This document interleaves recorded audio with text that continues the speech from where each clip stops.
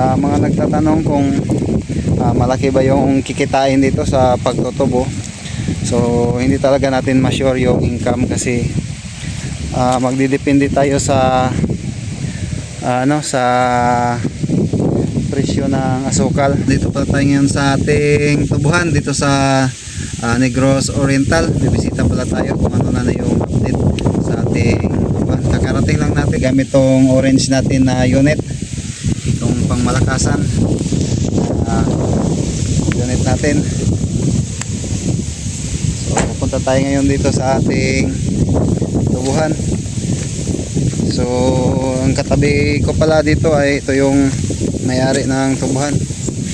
So sila nakapag-araro na, nakapagpalinis na. So sa akin hindi pa. Titingnan pa natin kung ano itong sitwasyon. Masyado pa ang madamo pa. So ito yung area ko, malinis na malinis. Dito pala dumaan yung yung trucks na nag-haul sa tubo natin. Itong area natin dito, yan, pupunta doon sa dulo ng Niyugan. Yan yung ating tubuhan. So maliit lang naman tong tubuhan natin, kaya titingnan natin kung ano na yung progress.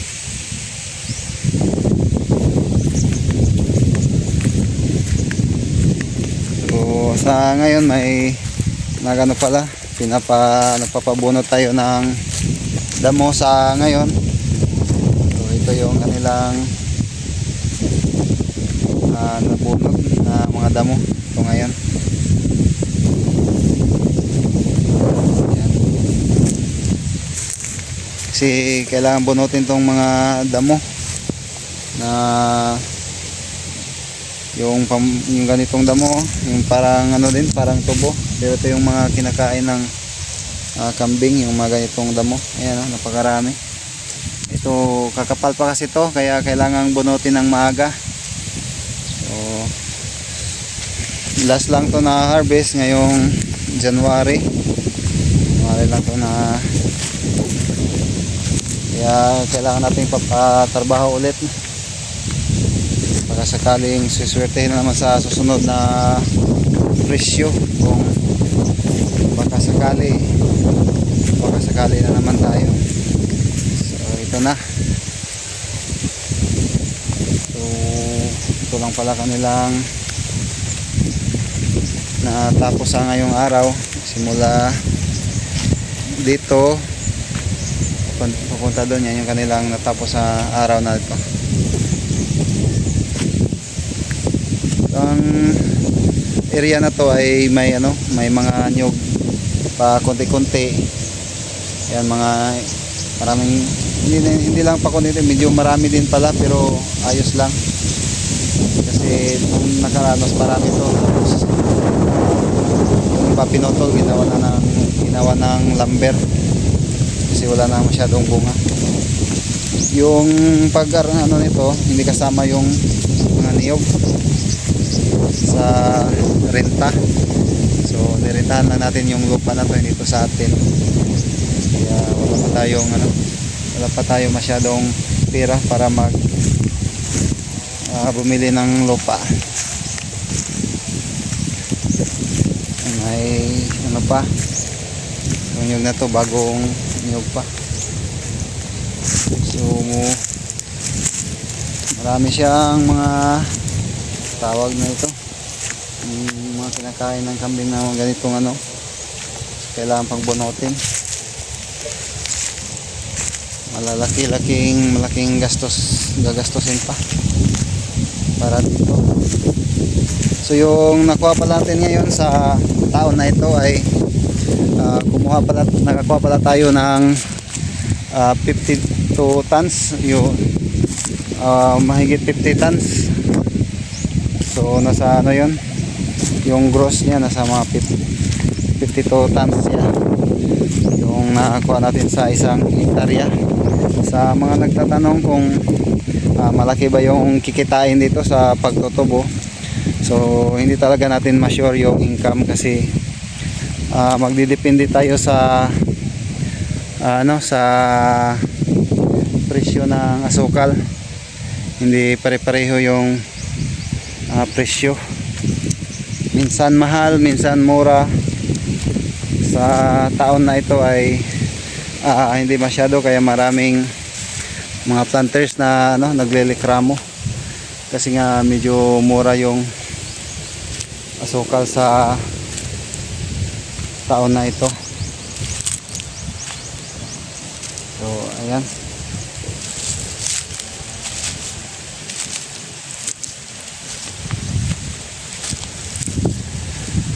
depende kasi yan sa sa presyo ng planta or ng central, yung milling. Hindi kasi pare-pareho yung presyo kada taon, depende kasi yan sa bidding nila. Kaya hindi natin talaga ma-sure yung bawat taon na gains tayo, malaki yung natin yung net. So minsan sa ngayon sa taon na ito tons tayo, siguro nasa lang, hindi yata tayo naka 1/4 sa capital.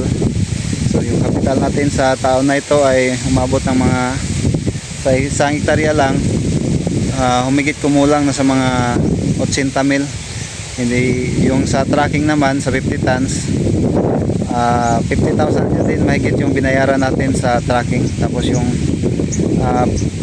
binta natin hindi pa natin nakuha, hopefully na mabuti-buti yung kuha natin. At saka sa schedule, kasi sa Friday pa yung schedule, kaya ang araw ngayon ay antayin natin mag Friday. Yun kasi yung schedule dito sa CAB, dito sa Azucarera de Bais. Doon kasi tayo nagde-deliver ng ating mga produkto. So sa renta pa lang nasa 14,000 yung natin taon, bawat taon. At saka yung tracking dito 500 yung sa mga tapasero, 500 din yung sa tracking, so 1,000 lahat. So sa 50 tons, kung ilang tons yung nakuha mong tubo, yun din yung babayaran mo, yun din yung babayaran, ay yun yung gross sa timbang, yun yung babayaran mo doon sa may-ari ng tracking. So yun, kaya hindi madali yung pagtutubo kasi gagastos pa tayo bago tayo magkakapera. Baka kalain nila madali lang yung pagtutubo, so hindi ganun. So sa mga naman gusto magtatanong, may mga konting ideas din naman tayo, tsaka nagtatanong din naman tayo sa mga eksperto about sa sugarcane business. Kaya pwede natin, kaya lang natin masagot sa mga gustong mag-business din ngito, sa gustong magsimula katulad ko na mga konting small planters. So baka sakaling makakasagot tayo sa mga katanungan ninyo. Try lang natin kung kaya. So titingnan natin yung sitwasyon, yung bawat puno, kung ano na yung kanyang progress. So ito yung tubo. So sa ngayon di pa natin masyado talagang makikita yung kanyang sibol or yung kanyang mga yung puno na tumutubo. So yan yung mga pinutulan. Ganyan sila magputol dito sa tubo. Yan yung mga pinutulan, yan yung mga hinarvest na ngayon na ganyan mag-harvest dito. Kung paano yung seedling pagkatapos nitong na harvest, pagkatapos itong na putol ay sinunog natin para itong mga niya sa ilalim, sucker, ay tutubo na naman. Ito naman yung magiging similya niya. So ang gastos nito sa una lang yung similya, kasi sa pangalawa kusa na siyang sa ilalim. Yung mga sucker niya ay kusa ng tutubo, kusa na siyang lalabas. So medyo malayo-layo yung mga distansya pa sa ngayon, di pa natin masyadong makikita. Pero sa mga nakaraan na sa mga bawat puno may mga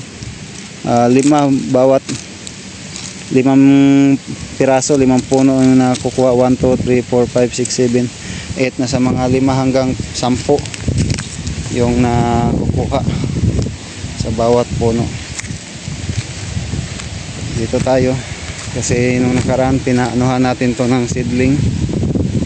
Tingnan kung okay ba yung tubo niya. So marami pa lang natira, oh. Sayang, pero ganun talaga, natin maiwasan yan. Dito yung dati na balahaw yung tracking, yung truck yung nakaraan na balahaw dyan sa ilalim, kaya pinahila natin yun sa kasama niya. Itong ito ba nga nasa gilid pala to ng ng ilog. Andyan yung ilog, oh. Yan yung ilog. Tapos dito yung aking area. Yan. Yan. Simula doon. Yan. Pupunta yan doon. Yan yung area ko. Ito naman tayo. So sa gilid-gilid may mga nagtanim dito ng mga malunggay. Ayan, may mga tanim ng malunggay dito. So, may din doon, kailangan nating putulin yung puno na yun kasi yun sa paligid. Tatabunan yung tubo, hindi na aarawan. Dito naman tayo. Dito yung mga maraming damo.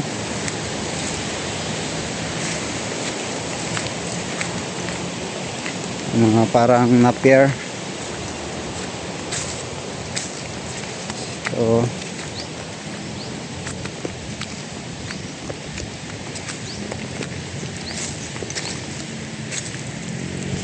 nagdagdag pala tayo ng dito.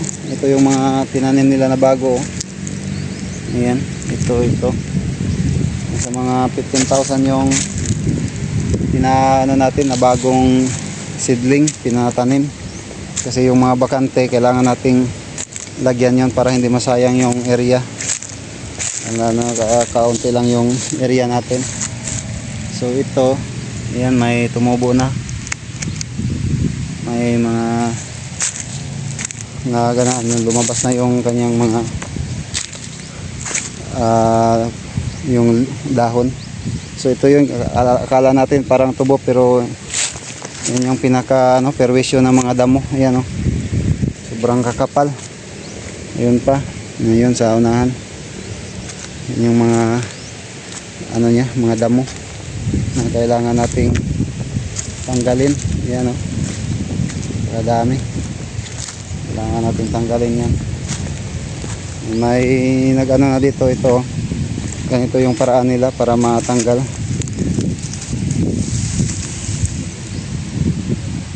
Kailangan talagang siya, bungkalin, tapos tanggalin yung pinaka yan sa ilalim, yung mga roots, para matanggal yung hindi na siya hindi na siya tutubo ulit.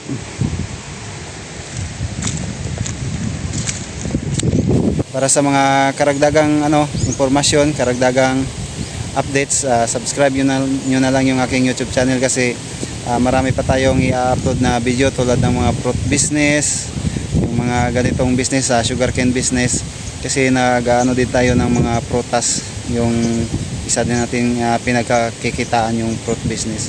So may mga katanungan din, PM lang kayo, at saka pwede kayong mag-message or comment sa ating channel.